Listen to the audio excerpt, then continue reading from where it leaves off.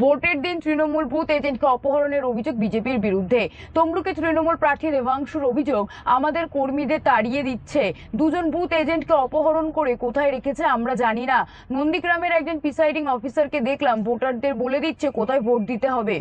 তৃণমূল কংগ্রেস কর্মীদের তাড়ানো হচ্ছে, আমাদের দুজন বুথ এজেন্টকে তুলে নিয়ে যাওয়া হয়েছে, তাদেরকে কোথায় গায়েব করে দেওয়া হয়েছে আমরা এখনো পর্যন্ত জানি না। আমি যেখান থেকে খবর পাচ্ছি শুধু তাই নয়, একটা বুথে আমরা ইতিমধ্যেই খবর পেয়েছি যে যিনি প্রিসাইডিং অফিসার তিনি উঠে ভোটারকে দেখিয়ে দিচ্ছেন যে কোথায় ভোট দিতে হবে।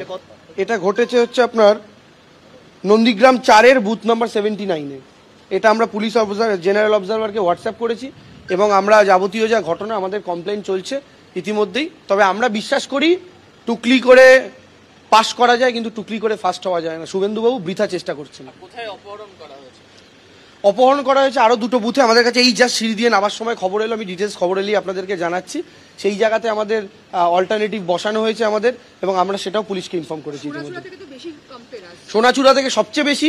সোনাচূড়া থেকে গত দুদিনে প্রচুর ভোটার কার্ড কেড়ে নেওয়া হয়েছে, আধার কার্ড জমা নিয়ে নেওয়া হয়েছে। প্রত্যেককে বলা হয়েছে যে যদি বাঁচতে চান জমা দিয়ে দিন, রবিবার সবাই ফেরত পাবেন। এরকমভাবে হুমকি দিয়ে প্রচুর লোকের জমা নিয়ে নেওয়া হয়েছে। গোটা সোনাচূড়া সন্ত্রস্ত এখনো পর্যন্ত, কর্মীদের আটকানো হয়েছে। একটা জায়গা থেকে জাস্ট একটু আগে খবর পেলাম যে কোনো একটা জায়গায় সম্ভবত একটা বাঁশের সাঁকো ছিল, যেখানে ওপার দিয়ে ভোটাররা এখানে আসেন 400 ভোটার, সেই সাঁকোটা পর্যন্ত ভেঙে দেওয়া হয়েছে যেন 400 ভোটার আসতে না পারেন। এই খবরটা আমাদের কাছে এসেছে।